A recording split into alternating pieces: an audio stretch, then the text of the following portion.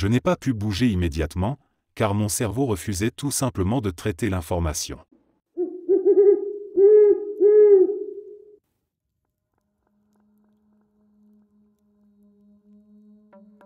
Quand j'étais enfant, ma sœur a été assassinée. Avant sa mort, elle m'avait offert une petite poupée troll avec des cheveux rouges dressés en l'air. Sous son pied, il y avait mes initiales, écrites d'une main tremblante d'enfant de 5 ans. C'était mon porte-bonheur, je l'emmenais partout avec moi. Les années ont passé. À 17 ans, je suis allé à une fête au lycée. Je portais mon blouson en cuir et j'avais glissé la poupée dans la poche intérieure. À un moment de la soirée, j'ai laissé ma veste quelque part dans la maison, et quand je suis parti, elle avait disparu. J'étais anéanti. C'était la seule chose que je possédais vraiment d'elle, quelque chose qu'elle m'avait donné de ses mains. J'ai fouillé partout, demandé à tous les invités. Rien. Le blouson et la poupée s'étaient volatilisés. Cette année, ma mère a dû déménager dans une maison plus petite. Elle m'a confié une vieille caisse contenant les affaires de ma sœur. La caisse tombait en morceaux, alors j'ai tout vidé, trié et rangé soigneusement les souvenirs dans des boîtes plus solides. J'ai bien vérifié, la caisse était complètement vide à la fin. Une semaine plus tard, on s'apprêtait à jeter la caisse à la déchetterie. Juste avant de la balancer, je l'ai ouverte une dernière fois, un réflexe sans raison. Au milieu du fond en bois, là où il n'y avait plus rien, se trouvait ma poupée troll. Celle avec mes initiales dessous. Celle que j'avais perdue 8 ans plus tôt à cette fête.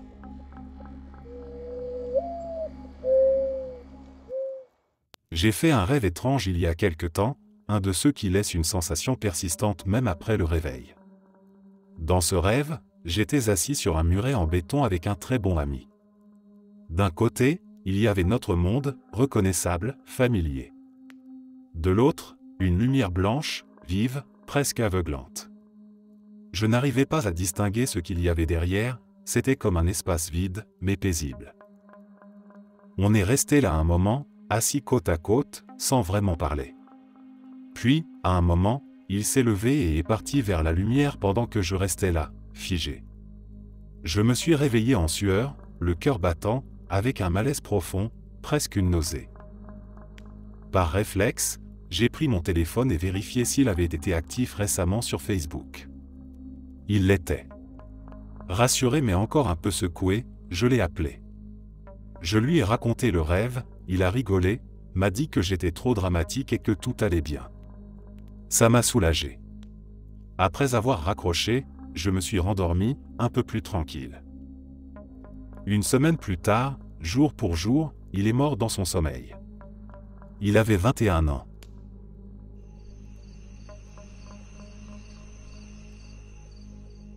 Il y a quelques semaines, j'ai vécu un truc que je n'arrive toujours pas à digérer. Une espèce de bug discret mais profond, comme si la réalité avait cligné des yeux. Je prenais le bus sur un itinéraire que je connais parfaitement. Rien de spécial, un trajet en ville que j'ai fait des dizaines de fois. Le bus s'est arrêté à un arrêt en centre-ville, et là, j'ai vu 2 personnes sortir d'un bâtiment, par une porte vitrée juste derrière l'arrêt. Je reconnais l'un d'eux, du moins, je pense que je le reconnais. Un ancien pote, ou plutôt une vieille connaissance que je n'ai pas vue depuis près de 10 ans. Il commence à s'éloigner dans la rue, et moi, curieux, j'attends que le bus reparte pour pouvoir les suivre du regard, juste pour vérifier si c'était bien lui.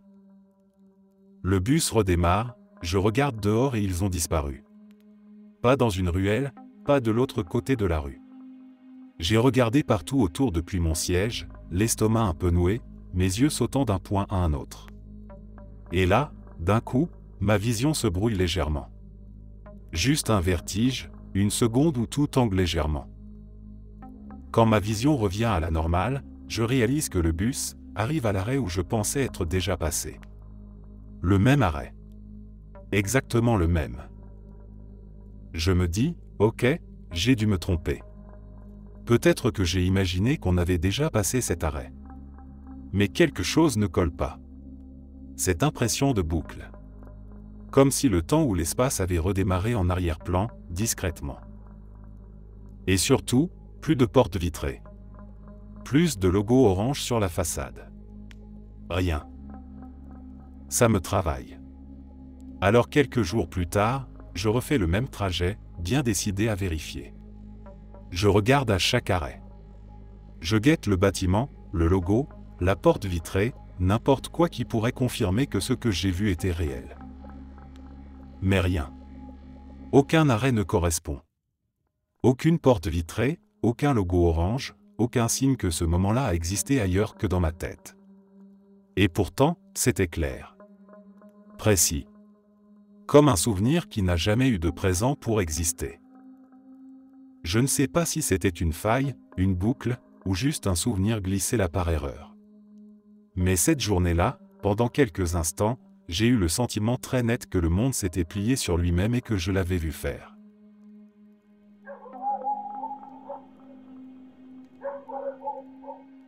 Il y a un an, en consultant mon relevé bancaire, j'ai remarqué un paiement étrange, 19,60 € prélevé par un motel nommé Redwood Motel.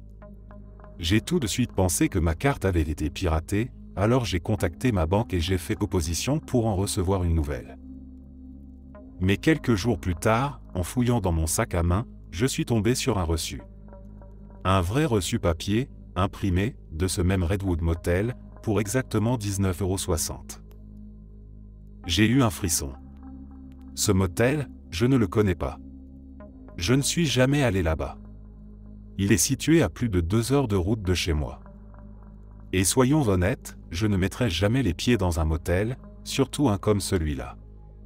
J'ai vérifié l'adresse en ligne, et rien que les photos font froid dans le dos. L'endroit a l'air glauque, abandonné, franchement pas accueillant. Ce qui rend tout ça encore plus bizarre, c'est la date indiquée sur le reçu. Ce jour-là, j'étais chez moi, j'en suis certaine. Je n'ai pas bougé. Aucun déplacement, aucun oubli possible. Piqué par la curiosité et, il faut bien le dire, un peu inquiète, j'ai décidé d'appeler le motel. J'ai demandé calmement ce qui pouvait coûter 19,60 € chez eux. La personne au bout du fil m'a répondu que rien, absolument rien, n'était facturé à ce prix-là. Ni chambre, ni service, ni frais divers. Rien. Selon elle, ce montant ne correspondait à rien qu'il propose. Depuis, cette histoire me hante. Ce reçu, je ne l'ai pas inventé. Il est apparu dans mon propre sac. Le montant a bien été débité. Mais je n'ai aucun souvenir d'avoir été là-bas. Et personne d'autre n'a utilisé ma carte. Je me suis demandé si d'autres avaient déjà vécu quelque chose de similaire. Trouver une preuve concrète, un reçu, un débit, d'un endroit où on n'est jamais allé. C'est un sentiment très dérangeant, comme si quelqu'un d'autre avait emprunté un fragment de ma vie sans que je m'en rende compte.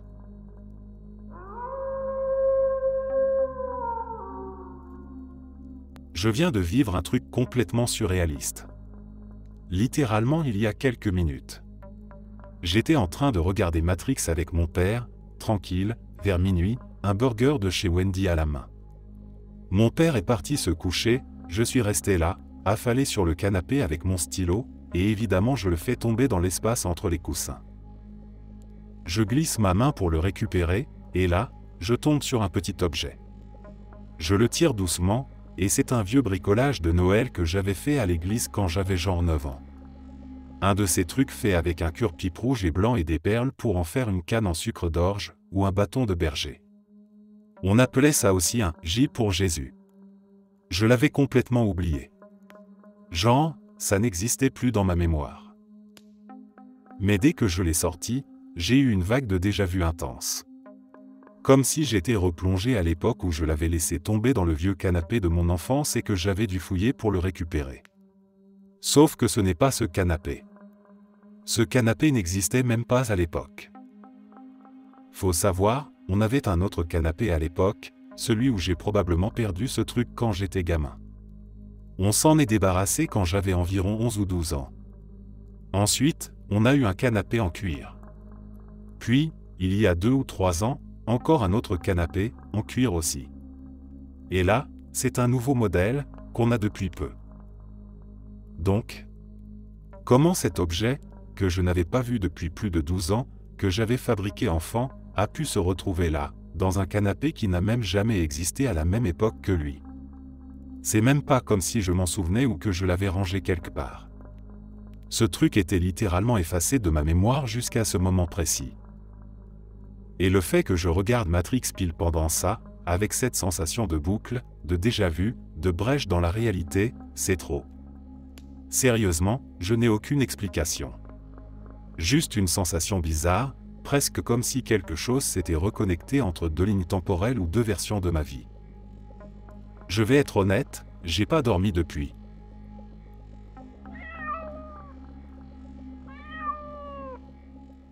Il y a environ 8 mois, je conduisais en montée, sur une portion de route où une voie supplémentaire permet de dépasser. Une voiture roulait très lentement devant moi, et je l'ai dépassée bien trop vite. Je savais que j'allais trop vite. Je le sentais. Et pourtant, quelque chose en moi acceptait cette vitesse, presque avec une sorte de calme étrange. Juste avant que la voie de dépassement ne disparaisse, j'ai eu une poussée d'adrénaline, comme un élan irrépressible, et j'ai appuyé encore plus fort sur l'accélérateur pour forcer le dépassement. Mais parfois, je crois que je ne l'ai pas réussi. Je pense qu'après avoir passé le sommet de la côte, je me suis retrouvé côte à côte avec la voiture, toujours dans ce virage, mais maintenant dans une voie unique. En face, un camion arrivait. J'ai l'image très nette de sa calandre, massive, qui monte vers moi. Je me vois foncer sur lui, percuter le côté gauche de ma voiture, voir le métal se froisser, se refermer jusqu'à mon visage. Et puis, plus rien. Un noir total. Pas une perte de conscience longue, juste un instant d'absence, comme un blanc pur, sans pensée, sans son. Puis, la seconde d'après, j'étais garé à côté d'un petit bâtiment industriel, à environ 1 kilomètre plus loin. Ma peau me picotait, comme si des milliers d'aiguilles me traversaient. Mon cœur battait à tout rompre, puis s'est calmé d'un coup, laissant derrière lui une sensation de vide, comme si quelque chose venait de s'échapper de mon corps. J'ai abandonné l'idée de continuer ma route et je suis simplement rentré chez moi. Depuis ce jour-là, quelque chose a changé. Pas dans ma vie personnelle, mes proches, mon travail, tout va bien. Je suis heureux. Mais le monde, lui, semble légèrement décalé. Comme si tout avait été recouvert d'une couche très fine, presque invisible, de froideur et de gris. Parfois, je ressens physiquement cette sensation, l'air me paraît plus lourd, les couleurs plus ternes, comme si j'avais atterri dans une version identique mais différente du monde que je connaissais. Et il m'arrive parfois d'être quelque part, un lieu banal, un café, un coin de rue, et soudain, sans prévenir, tout change. La lumière devient plus vive, les couleurs reprennent vie, les sons deviennent plus chaleureux. Le monde entier semble se souvenir, l'espace d'un instant, de ce qu'il était avant. Puis, comme une bulle qui éclate, tout revient à cette version un peu pâle, un peu étrangère. Il m'arrive aussi de lire des choses, d'entendre des infos, et d'avoir l'intime conviction que ce n'est pas comme ça que ça s'est passé. Alors je cherche, je vérifie, et je réalise que c'est moi qui ai tort. Mais cette certitude, ce sentiment que quelque chose cloche, ne disparaît jamais tout à fait. Je ne prétends pas comprendre ce qui m'est arrivé. Peut-être que je me suis réellement craché contre ce camion.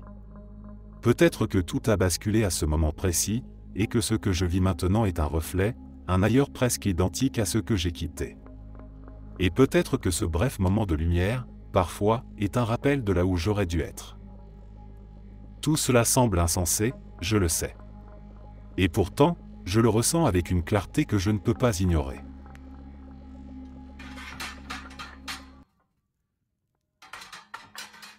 Quand on était gosse, mon frère, mon cousin et moi passions des heures à jouer au Lego ensemble. À chaque fois qu'on se retrouvait chez mon cousin, on finissait toujours par organiser ce qu'on appelait nos derbies de démolition. Le principe était simple, on fabriquait les voitures les plus bancales possibles, avec des pièces dépareillées, rien de solide, tout dans le but de les faire s'éclater les unes contre les autres. On les lançait depuis 3 coins différents du couloir, on les faisait se percuter au centre, et on riait comme des fous en voyant les morceaux voler dans tous les sens. C'était notre petit chaos à nous, miniature et bruyant. Un jour, on prépare nos bolides comme d'habitude, on se met en position, et on les envoie se fracasser dans un joyeux fracas de plastique. Comme prévu, tout explose, les pièces rebondissent partout. On éclate de rire, content du carnage. Et puis, environ 10 secondes après la collision, alors qu'on est encore à moitié en train de rire, un bruit sec résonne juste devant nous. Une brique Lego tombe du plafond. Littéralement. Droite, précise, en plein milieu du champ de bataille. Et là, silence total. On s'est figé, tous les trois, le regard planté sur cette brique qui venait de nulle part. Pas un meuble au-dessus, pas de plante, pas de tableau, rien qui aurait pu faire tomber un objet. C'était un couloir vide, juste les murs et nous. Aucun endroit où une pièce aurait pu rester coincée. Pas de trappe, pas de lampe ouverte, rien. On s'est tous regardés, un peu perdus. On a même vérifié autour, levé les yeux, fouillé les murs. Mais rien. Rien qui expliquait ce morceau de plastique tombé pile au centre, comme s'il avait raté le combat et voulait se joindre à la fête avec un peu de retard. C'était pas vraiment flippant. Juste étrange. Comme si l'univers avait lancé une dernière pièce, histoire de participer lui aussi à notre petit jeu. Quand j'étais petit, vers 5 ou 6 ans, je faisais quelque chose d'étrange que je n'ai jamais réussi à vraiment comprendre. Je pouvais nager dans l'air. Comme on nage à la surface de l'eau pour remonter, sauf qu'il n'y avait pas d'eau du tout. C'était de l'air, simplement, mais je le traversais comme un liquide invisible. Je me souviens particulièrement d'un moment, sur le côté de la maison de mes parents. J'ai commencé à bouger mes bras comme si je nageais vers le haut, et je suis monté. Je voyais tout depuis là-haut, le toit, les gouttières, les feuilles coincées dans le grillage de protection. C'était net, précis, comme si j'étais vraiment là. Ce qui me perturbait, c'était que je ne ressentais pas la montée comme une ascension lente, tout restait immobile autour de moi, et pourtant j'étais soudain en hauteur. Puis, sans prévenir, je clignais des yeux, et j'étais de retour sur le sol. Comme si rien ne s'était passé. Je ne le faisais pas souvent, et je n'en parlais pas vraiment. Je n'avais pas d'amis imaginaires, ni de monde secret où je m'échappais. Juste cette capacité bizarre, que j'ai toujours mise sur le compte de mon imagination.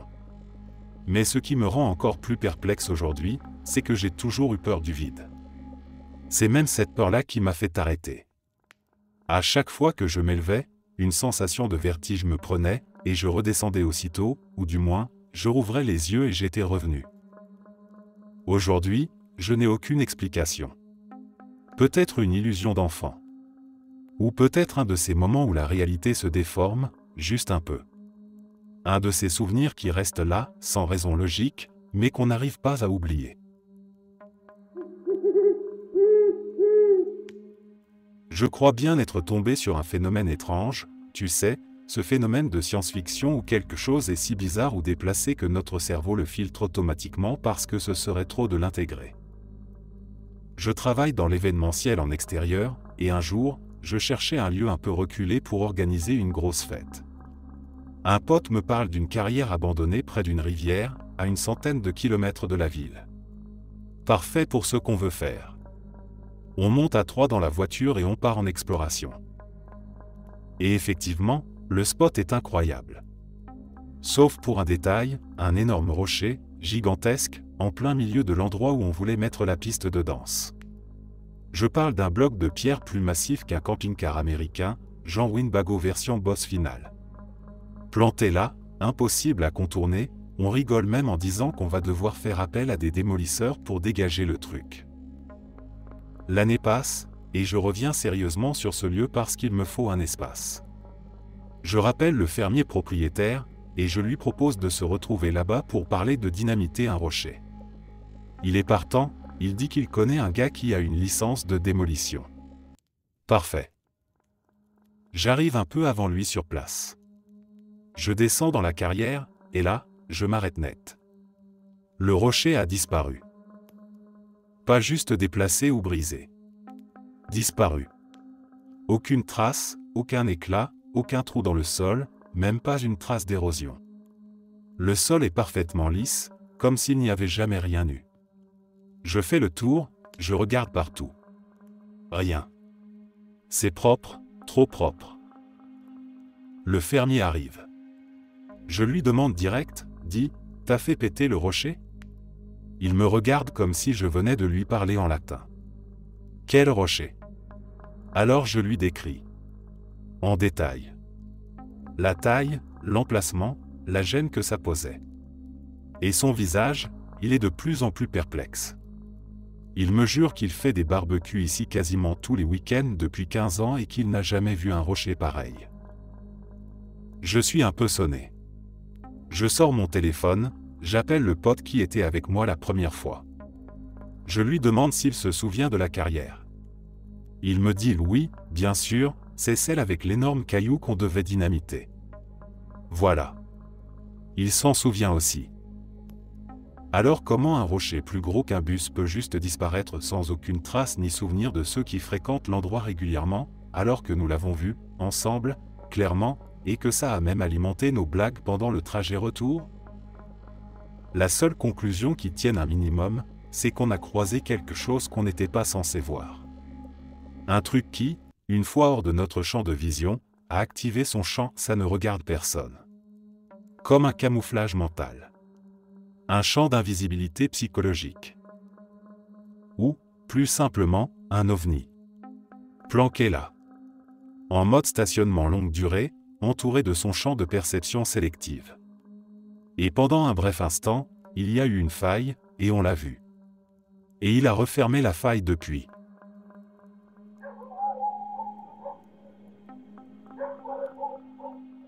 Ce matin, j'ai vécu un truc étrange. Le genre de truc que personne ne croira, et pourtant c'est arrivé. J'avais commandé mes courses en livraison. Quand le livreur est parti, je suis sorti pour récupérer les sacs. J'en ai pris la majorité, mais j'ai consciemment laissé 2 sacs sur le perron. Ils étaient légers, contenaient des produits non périssables, alors j'ai décidé de les laisser là juste le temps de ranger le reste, qui lui devait aller directement au frigo ou au congélateur. Je rentre, je range tout ce qui est frais, rapidement, comme prévu. Et je retourne aussitôt dehors pour prendre les 2 sacs restants. Mais ils ne sont plus là. Disparus. Sur le coup, je me suis braqué. J'ai cru qu'un voisin un peu trop curieux ou un passant sans gêne s'était servi. Sauf que j'ai des caméras. Visibles. Il faut vraiment être inconscient ou désespéré pour piquer un sac sous l'œil d'une caméra. Un peu énervé, je finis de ranger le reste des courses et je prends mon téléphone pour faire l'inventaire, voir ce qui a disparu. Et là, surprise. Rien ne manque. Tout est là. Absolument tout. Y compris un sachet de mini-donuts que je ne me souvenais pas avoir commandé, mais que j'avais pris au cas où pour me faire plaisir. Je les avais bel et bien reçus, et j'avais tout mis à sa place. Aucun produit ne manquait. Même pas un paquet de pâtes ou une boîte de conserve. Et pourtant, je suis certain d'avoir laissé 2 sacs sur le perron. Je m'en souviens très bien. J'avais même réfléchi à leur contenu, et décidé qu'ils pouvaient bien patienter quelques minutes dehors. Mais maintenant, ma mémoire semble se modifier. J'ai des images qui me viennent, où je me vois prendre ces 2 sacs en même temps que les autres. Pourtant, ce n'est pas ce que j'ai vécu. Mon comportement entier prouvait que je pensais qu'ils étaient restés dehors. Je m'étais organisé en fonction de ça. Je m'étais souvenu de ça. Et pourtant, je ne sais pas si c'est mon esprit qui me joue des tours ou si quelque chose d'inexplicable s'est produit. Mais c'est comme si 2 versions de ma matinée coexistaient en moi, et que la réalité avait choisi pour moi laquelle garder. J'espère juste que, si j'ai vraiment glissé dans une autre version du monde, celle-ci sera meilleure que la précédente.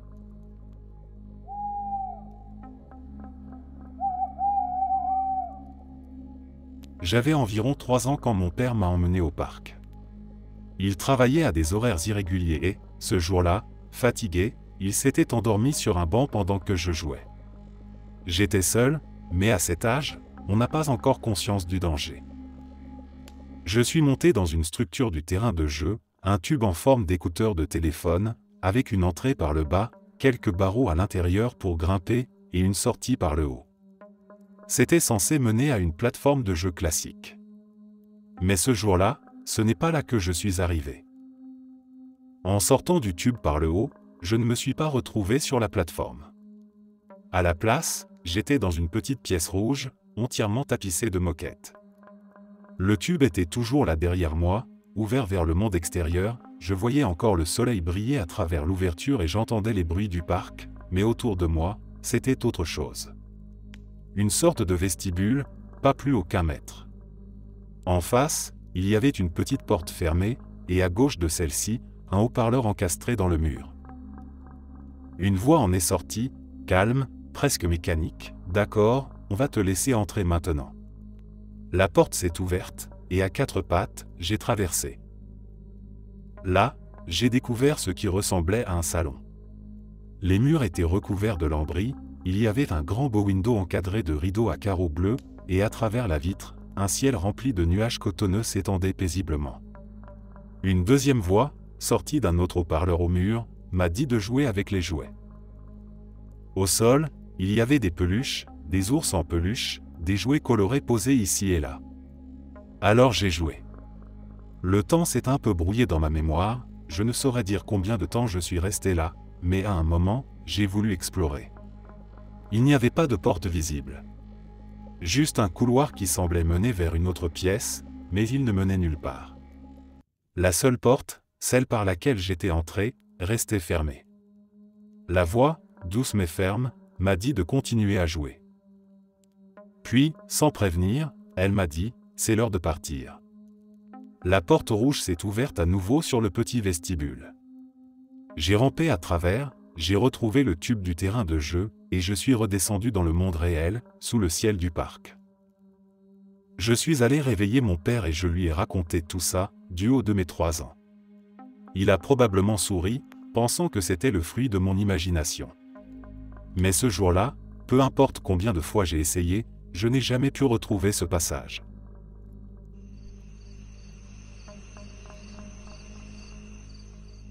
Un matin, j'étais assise dans un café, près des grandes fenêtres qui donnaient sur la rue. Le genre de café installé un peu en contrebas du trottoir, ce qui fait que, quand tu es installé sur la banquette contre la vitre, tu regardes les gens passer avec le visage à hauteur de leurs genoux. C'est une perspective assez étrange, mais agréable, presque hypnotisante. Un homme passait sur le trottoir.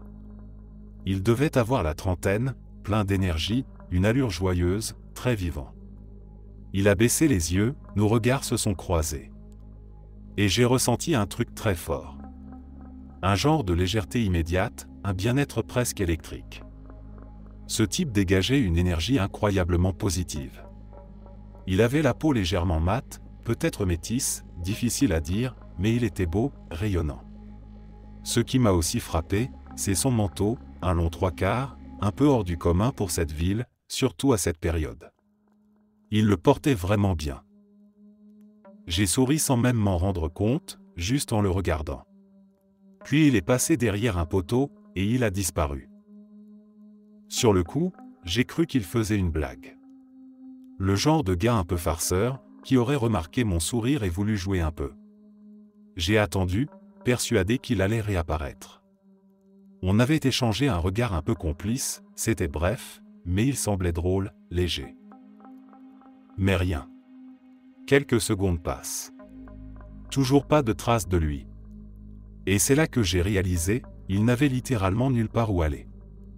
Pour disparaître comme ça, il aurait fallu qu'il se jette au sol et rampe en silence le long du trottoir, ce qui serait franchement acrobatique vu que les fenêtres du café descendent presque jusqu'à ses mollets. Je l'aurais vu. Ou alors, autre possibilité, il aurait dû rabattre son manteau autour de lui, se reculer pile dans l'angle mort du poteau, traverser la rue à reculons et s'engouffrer dans une porte d'entrée, tout ça sans qu'un PAM de tissu ou un coude dépasse à un seul moment. Mais c'est impossible. J'avais une vue dégagée sur toute la rue, c'était lumineux, clair, en pleine journée, et je n'étais ni fatiguée ni distraite. Je voyais tout. Et je le répète, ce manteau, je l'aurais vu bouger. Ce n'est pas le genre de vêtement qui disparaît discrètement. Il avait du volume, du mouvement. Et d'un coup, plus rien. Silence. Vide. Mon copain de l'époque était assis avec moi. Je lui ai demandé s'il avait vu ce qui s'était passé. Mais comme souvent, il avait le nez plongé dans son téléphone. Il n'avait rien remarqué, ni le gars, ni sa disparition. En partant du café, j'ai scruté le trottoir, les façades, les recoins. Rien. Pas de traces. Pas d'explication. Et pourtant je suis sûr de ce que j'ai vu. Cet homme, je ne l'ai pas inventé. Il était bien là, puis il ne l'était plus. Comme s'il s'était effacé du monde. Je pense encore à lui, très souvent. Il m'a laissé une drôle d'impression, comme un souvenir volé d'un moment qui n'a jamais eu le temps d'exister.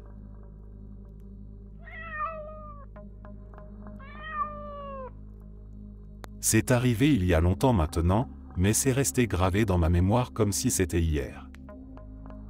Joe et moi roulions en pleine nuit, vers 1 heure du matin. La rue était encore animée, malgré l'heure, et on approchait d'un carrefour à 4 voies où les feux de circulation clignotaient en mode nuit. Dans notre direction, c'était un feu jaune clignotant, donc on ralentit, on reste vigilant. Dans l'autre sens, c'était rouge clignotant, arrêt obligatoire. Sur notre droite, on voit une voiture approcher. Un bon pâté de maisons plus loin, mais elle roulait vite. Et là, sans trop réfléchir, je dis, j'ai l'impression que ce gars-là ne va pas s'arrêter. Joe me répond aussitôt, ce gars-là ne va pas s'arrêter. Le ton était neutre, presque mécanique. Pendant qu'on parle, j'arrête complètement la voiture à l'intersection. La voiture en question, elle, continue tout droit, franchit le feu rouge sans ralentir, traverse le carrefour à toute vitesse. Joe et moi, en même temps, on dit, il ne s'est pas arrêté. C'est seulement plus tard, en repensant à ce moment, que notre échange nous a paru étrange. Comme si on avait tous les deux su ce qui allait arriver avant que ça se produise. Comme si on décrivait quelque chose qui était déjà écrit. Le soir suivant, même scénario. Même rue, même heure, même trajet. Et là, quelque chose me frappe. Joe, on n'aurait jamais dû voir cette voiture hier soir. Je regarde autour de nous. C'est un quartier résidentiel. Des maisons serrées, des clôtures, des arbres touffus, presque pas de visibilité sur les côtés. À l'endroit où on avait vu la voiture, il n'y a aucun angle dégagé, aucun espace entre les maisons. Même les phares d'une voiture seraient invisibles depuis notre position. Pendant des années, chaque fois que je suis repassé par là, j'ai regardé, j'ai essayé de comprendre. J'ai vérifié les angles, les perspectives, même à pied. Rien. C'était impossible.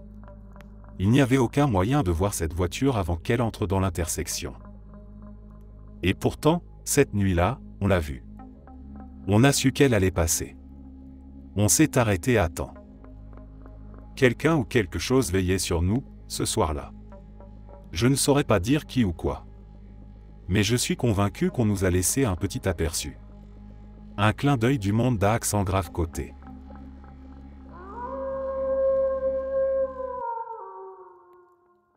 En grandissant, j'ai vu une bonne partie de ma famille voyager régulièrement à l'étranger. Ils revenaient souvent avec des valises pleines de trésors, des objets parfois étranges, parfois magnifiques, qu'ils offraient en souvenir à ceux restés à la maison.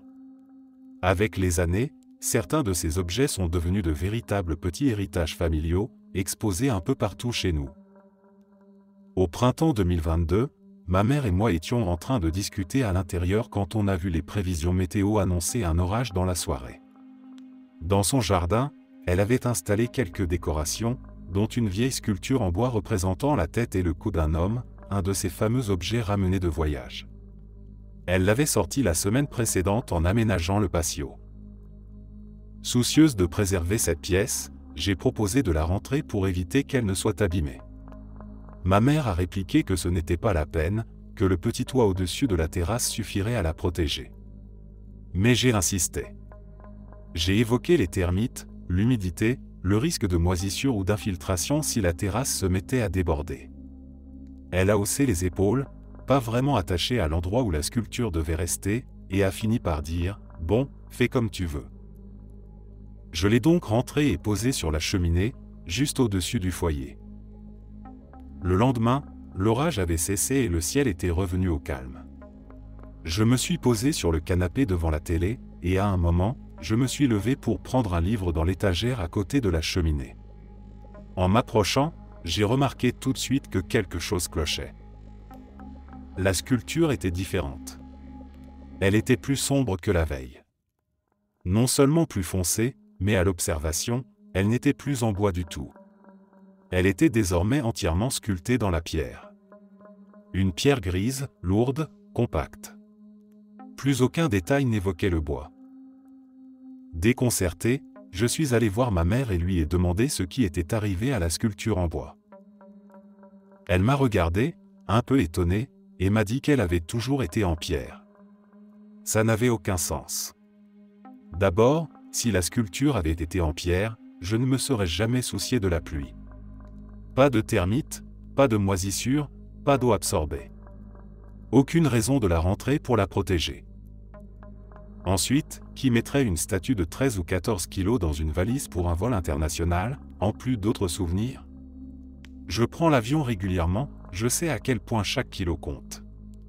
Et cette chose est lourde. Pas juste un peu, massivement lourde. Et ce n'est pas tout. Dans la maison, on a encore 2 autres sculptures similaires, représentant des visages. Elles viennent de la même époque, du même type de voyage, et elles sont toutes les 2 en bois. Toujours. Aucun changement, aucun mystère. Sauf celle-là. Et maintenant, ma mère en est convaincue, elle a toujours été en pierre. Moi, je sais ce que j'ai vu. Je sais pourquoi je l'ai ramenée à l'intérieur. Et je n'ai jamais trouvé d'explication logique. C'est comme si, quelque part entre l'orage et le matin suivant, le monde avait décidé de réécrire les matériaux. Et personne ne semble s'en souvenir, sauf moi.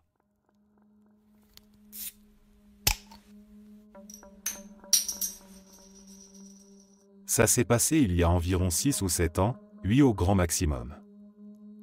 À l'époque, je bossais assez loin de chez moi, dans une ville voisine. Pourquoi aussi loin?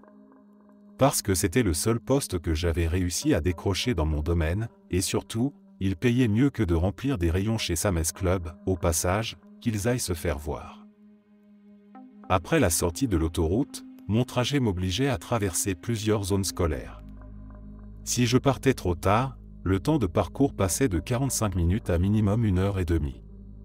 Pour éviter cette galère quotidienne, je me levais aux aurores, partais alors que le ciel était encore noir, et j'arrivais bien trop tôt au boulot, juste pour esquiver les ralentissements causés par les écoles.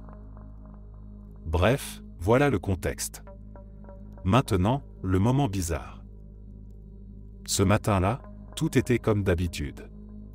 Il faisait encore nuit. Je venais de sortir de l'autoroute et j'étais arrêté à un feu rouge.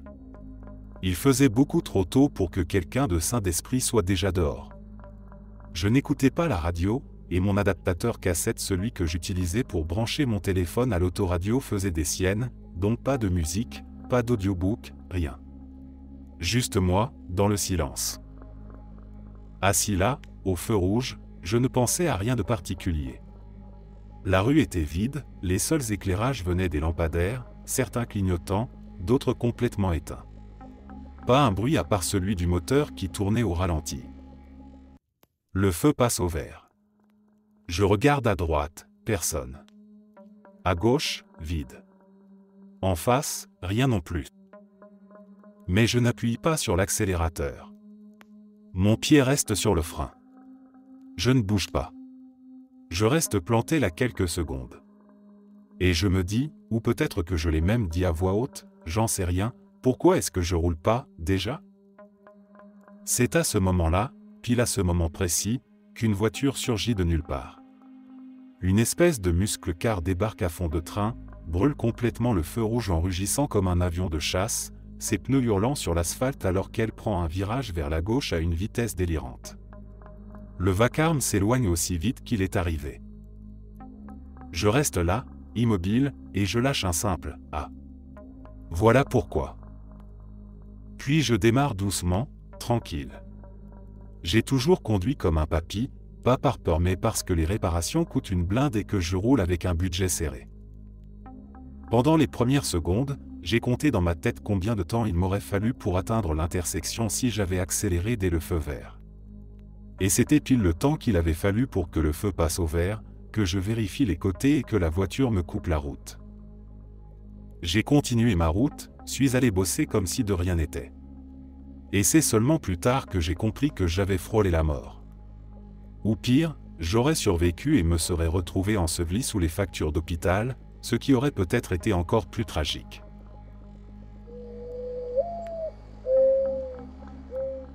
À l'automne 2022, j'étais assise dans mon salon, sur le canapé, en train de jouer avec mon fils de 3 ans.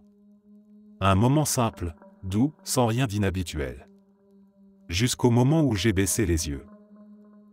Là, juste entre mes pieds, posé au sol, se trouvait mon pendentif en or massif. Ce pendentif ne devrait jamais se trouver par terre. Il est censé être accroché à la chaîne en or que je porte autour du cou presque tous les jours. Mon premier réflexe a été de penser que la chaîne s'était cassée, alors j'ai porté la main à mon cou. Mais non. La chaîne était là. Fermée, bien attachée, intacte. J'ai ramassé le pendentif, l'ai inspecté sous tous les angles. Lui aussi était en parfait état. Rien de tordu, rien de desserré. C'est un pendentif très particulier pour moi, un cadeau de mon père. Il me l'avait offert quand j'avais 14 ans, lors d'un voyage qu'il avait organisé en Terre Sainte, où on était aussi passé par l'Égypte. Le pendentif représente mon prénom gravé en hiéroglyphes, sur une plaque fine en or. C'est un bijou auquel je tiens énormément. Aujourd'hui j'ai 36 ans, j'en avais 34 quand c'est arrivé. Je l'avais sur moi depuis plus d'une semaine sans l'avoir enlevé une seule fois. Et cette chaîne est courte, à peine 40 cm. Elle repose juste sous ma clavicule, donc difficilement accessible sans qu'on le remarque. J'ai bien examiné la bélière du pendentif, le petit anneau en or qui le relie à la chaîne. C'est une pièce soudée, en or massif, qu'on ne peut pas ouvrir sans outil ou chaleur extrême. Et pourtant, le pendentif s'est retrouvé seul, au sol, sans que la chaîne n'ait été forcée, ouverte ou brisée. Rien n'indiquait une quelconque faiblesse dans la structure. Pour être sûr, je l'ai emmené chez un bijoutier. Ils ont tout vérifié. Rien d'anormal, ni sur le pendentif, ni sur la chaîne. Tout était en état impeccable. Depuis ce jour-là, je continue à le porter. Presque tous les jours. Je le touche souvent, je vérifie. Et ça ne s'est plus jamais reproduit. Mais je n'ai toujours aucune explication. Ce n'est pas seulement étrange. C'est littéralement incompréhensible. Comment un pendentif soudé à une chaîne, qui n'a jamais été ouverte, a-t-il pu se détacher sans que rien ne soit cassé? Sans même que je le sente glisser? Je me demande parfois si je n'ai pas rêvé. Mais non. Je me souviens parfaitement du moment. Je l'ai ramassé, je l'ai tenu dans la main, je l'ai comparé à la chaîne. C'était réel. Et depuis, ça tourne en boucle dans ma tête. Rien ne justifie ce qui s'est passé. Et ça me hante, doucement. Je n'ai toujours pas trouvé la moindre explication rationnelle.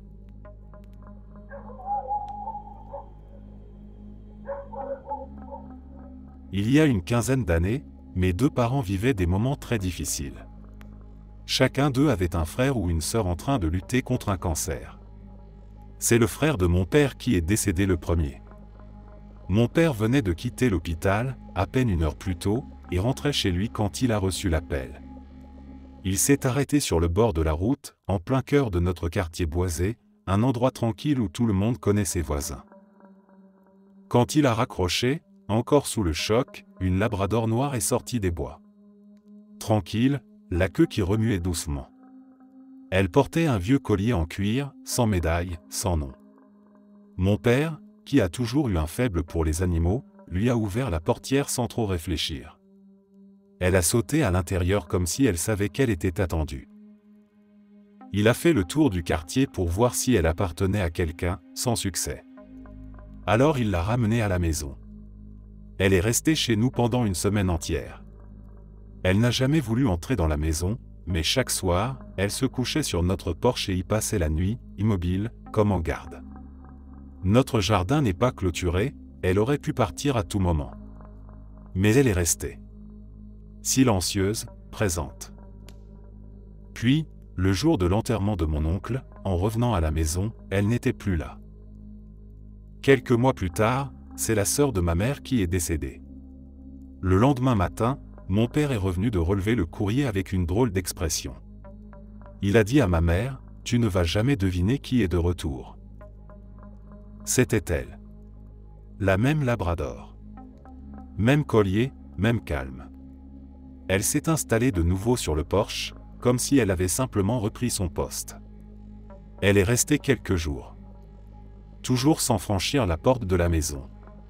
Et une fois encore, le jour où nous sommes rentrés de l'enterrement, elle avait disparu. Pour de bon, cette fois. Depuis, plus rien. Personne ne l'a revue. Pas dans le quartier, pas en balade avec un éventuel propriétaire, pas même de loin. Elle est apparue, 2 fois. Juste après la mort d'un proche. Puis elle s'est évanouie, sans laisser de traces. Je ne suis pas religieux. Je ne crois pas aux anges, ni aux signes dans les nuages. Mais cette chienne, elle était autre chose. Une présence douce, discrète, mais impossible à ignorer. Une sorte de messagère, venue nous dire que ceux qu'on aimait étaient arrivés quelque part, et qu'ils allaient bien.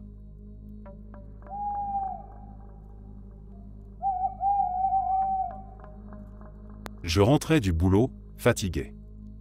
Pour aller chez moi, j'ai 2 sorties possibles sur l'autoroute, à quelques secondes d'intervalle. Je choisis l'une ou l'autre selon si je dois m'arrêter faire des courses ou selon laquelle semble la moins encombrée. Ce soir-là, j'arrive à la première sortie, bouchée. Du monde partout. Je râle un peu, et décide de continuer pour prendre la deuxième. Sauf que quand j'approche de la deuxième, c'est encore pire. Je me dis que j'ai fait une erreur, que j'aurais dû prendre la première. Mais en m'approchant un peu plus, un détail me frappe, ce n'est pas la deuxième sortie. C'est encore la première. La même. Je suis sûr de la reconnaître. Exactement les mêmes bâtiments, les mêmes panneaux, le même virage. Comme si j'étais revenu en arrière alors que j'ai roulé tout droit. Je continue à rouler, un peu confus, et me dis que je vais quand même prendre la suivante. J'approche, et là encore, c'est la première sortie. Toujours elle. Comme une boucle qui recommence. Même décor, même trafic, même repère. Pas un détail qui change. À ce moment-là, j'ai arrêté de réfléchir. J'ai pris la sortie et je suis rentré chez moi, sans chercher à comprendre ce qui venait de se passer. Je n'ai jamais su si c'était un bug de mon cerveau, de la route ou autre chose. Mais ce jour-là, la route n'était pas censée faire ça. Ce matin, je me suis réveillé avec un truc vraiment étrange. Avant de dormir, j'avais mis un t-shirt sur mon petit rafraîchisseur d'air, celui qui fait un peu de condensation. Il a cette lumière bleue super agaçante qui m'empêche de dormir si je ne la couvre pas. Comme d'habitude, j'avais posé mes enceintes dessus pour les bruits de pluie, et mon téléphone aussi. Tout était bien en place. Mais ce matin, le t-shirt avait disparu. Je regarde autour, les enceintes sont toujours là, le téléphone aussi. Rien n'a bougé. Sauf le t-shirt, que je retrouve posé pile à l'endroit où je dépose généralement mes vêtements pour le matin. Comme si je l'avais déplacé machinalement. Je suis absolument certain que ce n'est pas quelqu'un d'autre. Et je suis sûr qu'il était bien là quand je me suis couché. Et pourtant, d'après mon application de sommeil, je me suis levé vers 8 heures, j'ai retiré les objets, déplacé le t-shirt, remis les trucs exactement à leur place, puis je suis retourné dormir. Je n'ai aucun souvenir d'avoir fait ça. Rien du tout. Juste un t-shirt qui s'est téléporté pendant la nuit, apparemment avec ma propre aide. Franchement, j'y comprends rien.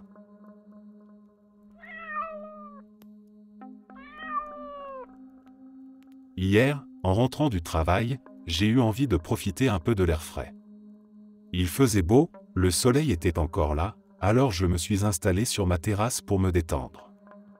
J'ai emmené ma chienne avec moi, comme d'habitude. Elle est sortie la première, toute contente, et a couru jusqu'au bout de la terrasse. C'est toujours pareil quand il fait bon, elle adore aller flairer chaque recoin. Je suis resté là, assise, un peu sur mon téléphone, mais en gardant une oreille attentive. Au bout d'un moment, je me suis rendu compte que je ne l'entendais plus. Normalement, elle bouge, elle gratte un peu, elle saute sur une chaise ou sur la rambarde. Mais là, rien. Pas un bruit. C'était trop silencieux. Je n'ai pas tout de suite réagi. Je me suis dit qu'elle s'était peut-être juste couchée dans un coin, tranquille. Elle fait souvent ça aussi.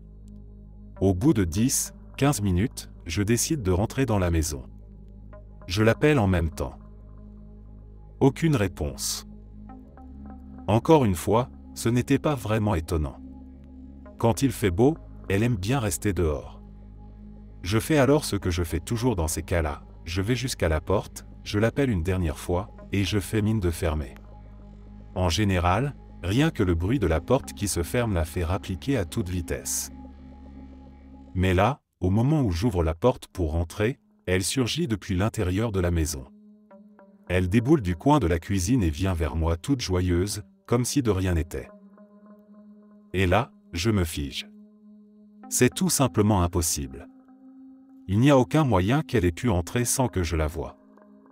Je l'ai laissée sortir moi-même, je me souviens très bien de l'instant, elle a passé la porte en première, j'étais contente pour elle qu'elle puisse enfin profiter du soleil après plusieurs jours de pluie. Je repense alors à un détail, en sortant, elle avait bien couru au bout de la terrasse, mais sans le moindre bruit. Pas de pas, pas de reniflement, pas de frottement sur le bois. Elle avait juste filé puis, plus rien. Et maintenant, elle est à l'intérieur, comme si elle n'avait jamais quitté la maison. Je suis resté planté là, complètement déboussolé. C'est un détail, quelque chose de tout simple. Mais rien dans ce que j'ai vu, ou pas vu, n'a de sens. Et je n'ai absolument aucune explication.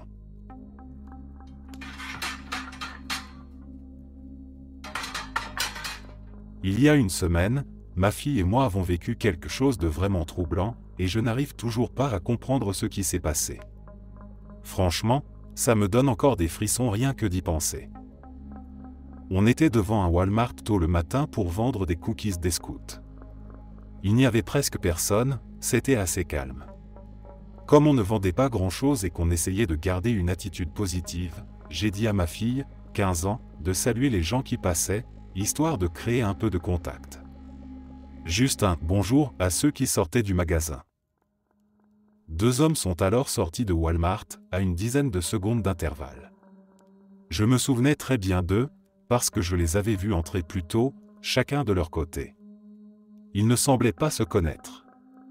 Le premier avait un look de motard costaud, assez imposant, et l'autre était sur son téléphone, concentré, absorbé. Tous deux avaient une allure très reconnaissable.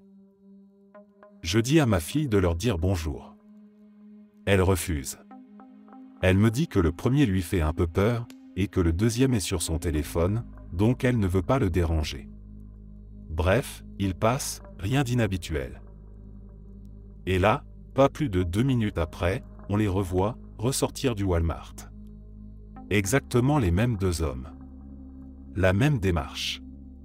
Les mêmes vêtements. La même distance entre eux.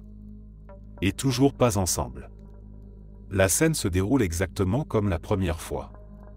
Chaque détail identique. Sauf cette fois, ma fille et moi nous nous regardons immédiatement, l'air complètement perdu.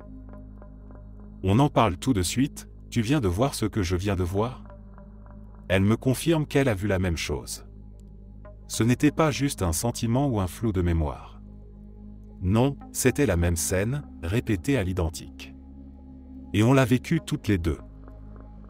J'étais tellement déboussolé que j'ai suivi l'un des hommes jusqu'à sa voiture. Je lui ai demandé s'il était déjà sorti du magasin juste avant ou s'il connaissait l'autre type. Il m'a regardé bizarrement, un peu méfiant, et m'a répondu que non, il ne connaissait pas l'autre homme et n'était sorti qu'une seule fois. Je lui ai raconté ce qu'on avait vu et il m'a juste regardé comme si j'étais folle. Mais je sais ce que j'ai vu. Ma fille aussi. On a tous les deux assisté à une sorte de répétition du réel, une scène qui s'est rejouée à l'identique, sans explication.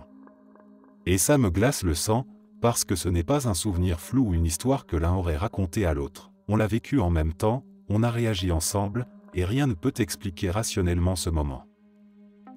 Depuis, ça tourne en boucle dans ma tête. J'essaie de trouver une explication logique. Une illusion? Une erreur de perception? Mais non. On était sobre, attentive, en pleine discussion. Et on a vu exactement la même chose. 2 fois.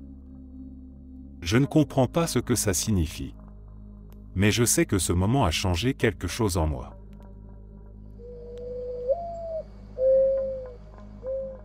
J'avais peut-être 10 ou 11 ans quand mes parents m'ont inscrit au foot dans une ligue locale.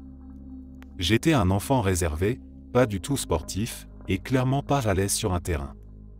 Je passais souvent inaperçu pendant les matchs, et quand ce n'était pas le cas, c'était pour devenir la cible des moqueries.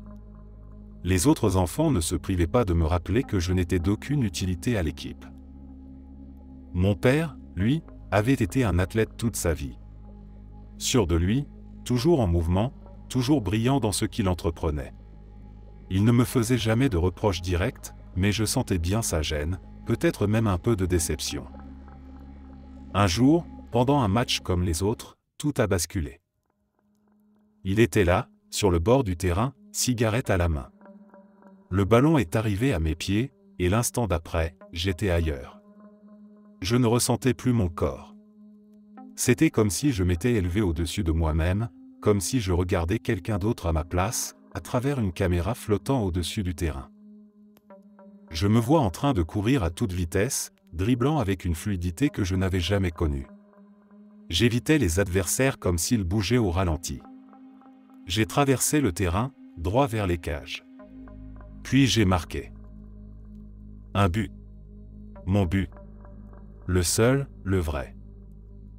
La réaction de mes coéquipiers a été instantanée, mais ce que je n'oublierai jamais, c'est mon père. Il avait ce regard, celui qu'on attend sans jamais oser espérer. De la fierté pure. C'était la première fois que je le voyais comme ça. Peut-être aussi la dernière. Pendant longtemps, j'ai tenté de comprendre ce qui s'était passé. Et la seule explication qui tienne, c'est cette notion que certains sportifs appellent l'état de flow. Une sorte de transe consciente, un moment où le corps semble bouger seul, où tout s'aligne parfaitement. On ne pense plus, on observe. Et tout paraît simple. Mais au fond, une partie de moi préfère croire autre chose. Qu'il y avait ce jour-là quelqu'un, ou quelque chose, qui a pris les commandes. Un compagnon invisible, veillant sur le gamin maladroit que j'étais. Et même si je n'ai jamais rejoué comme ça, je garde cette idée comme un petit secret, peut-être que je ne suis pas si seul que je le pense. Ma grand-mère est décédée un vendredi après-midi, il y a quelques années. Toute ma famille était très attachée à la ferme qu'elle avait achetée avec mon grand-père dans les années 60, un grand terrain avec une vieille maison en bois, perdue dans la campagne. C'est là que nous avons vécu les plus beaux moments de notre enfance. Des journées entières passées dehors, à courir dans les champs, à cuisiner dans la cuisine surchauffée l'été, ou simplement à écouter les histoires racontées sur la terrasse en fin de journée. Dans la ferme, il y avait une vieille cloche très bruyante, accrochée à l'intérieur. Elle était autrefois reliée au téléphone. À l'époque, quand on travaillait dans les champs et que quelqu'un appelait, la cloche retentissait pour prévenir qu'il fallait rentrer. Ce système avait été abandonné depuis plus de 10 ans. Le téléphone avait été coupé, remplacé par les portables, et personne n'avait jamais songé à reconnecter la cloche. Elle n'avait plus de raison d'être, plus de courant non plus, pensait-on.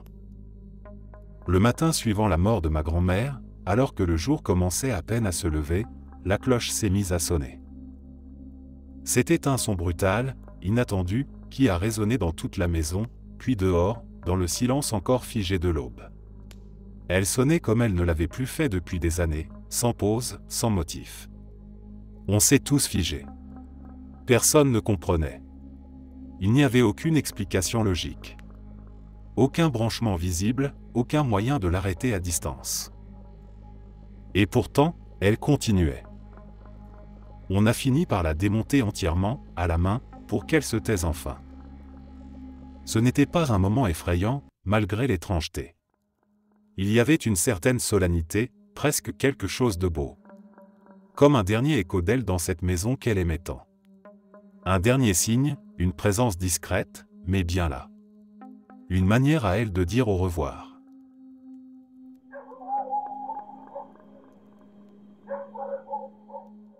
Tous les matins, j'ai la même routine en arrivant au travail. Je passe les portes de l'immeuble, je traverse le hall, je monte les escaliers, je pose mon sac à dos à mon bureau, puis je redescends à la cafétéria prendre mon petit déjeuner. Rien d'exceptionnel. Un jour, il y a quelques mois, je suis monté comme d'habitude, sauf qu'en arrivant à mon poste, j'ai réalisé que j'avais oublié mon sac dans la voiture. J'ai dit à ma chef que je devais ressortir le récupérer, je suis allé jusqu'à ma voiture, j'ai pris mon sac et je suis remonté. Quand je suis revenu à mon bureau, mon sac était déjà là. Il était posé sur ma chaise, et mon ordinateur portable en était sorti et installé, prêt à l'emploi.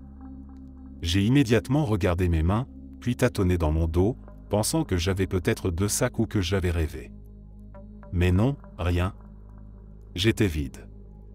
Et ce sac, celui que je venais tout juste de récupérer dehors, était visiblement déjà ici, prêt, comme si j'étais arrivé 2 fois. J'étais perturbé, mais je me suis dit que j'avais sûrement mal dormi ou que j'étais en pilote automatique. En descendant à la cafétéria, j'ai croisé ma chef qui montait à l'étage. J'ai rigolé en lui racontant que je croyais avoir oublié mon sac dans la voiture alors qu'il était à mon bureau depuis le début. Elle m'a regardé, un peu interloqué, et m'a dit qu'elle venait tout juste d'arriver, preuve à l'appui, elle avait encore ses clés, son sac et son parapluie en main. Je n'ai jamais trouvé d'explication logique. Mais ce jour-là, quelque chose a cloché. Comme si une version de moi avait déjà été là avant moi.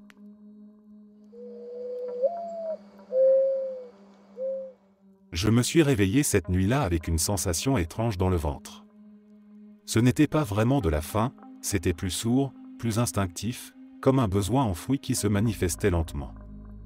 Mes yeux se sont ouverts dans l'obscurité, et presque aussitôt, une pensée s'est imposée, le gâteau d'anniversaire. Il en restait d'une part, j'en étais sûr.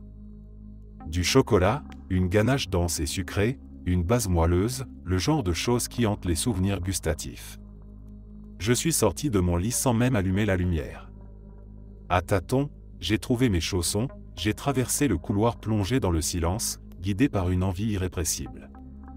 Le bois du parquet grinçait sous mes pas, la maison entière semblait endormie, paisible, suspendue dans une sorte de temps figé.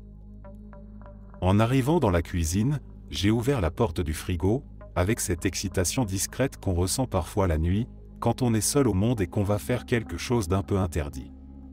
La lumière intérieure m'a agressé les yeux. J'ai cligné plusieurs fois. Et là, quelque chose s'est produit. Quelque chose d'impossible. Ce n'était pas l'intérieur du frigo.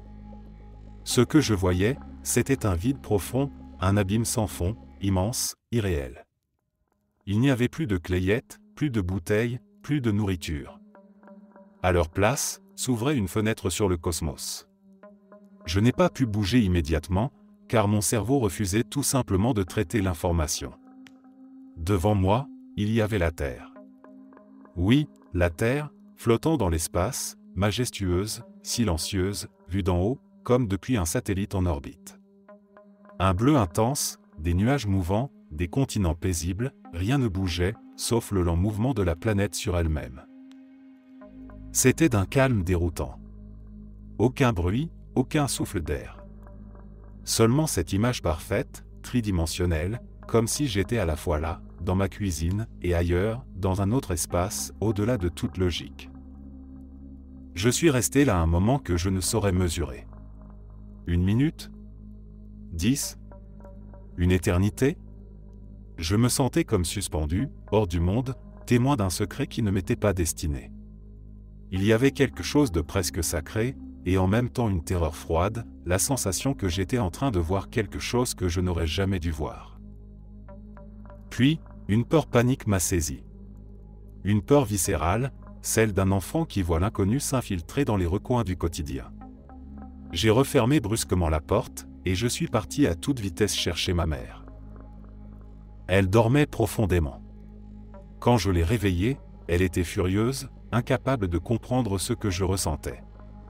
Je l'ai presque traînée jusqu'à la cuisine, convaincu que ce que j'avais vu allait toujours être là. Que le frigo était devenu une sorte de portail, une fenêtre ouverte sur une autre couche de réalité. Mais quand j'ai rouvert la porte, il n'y avait rien.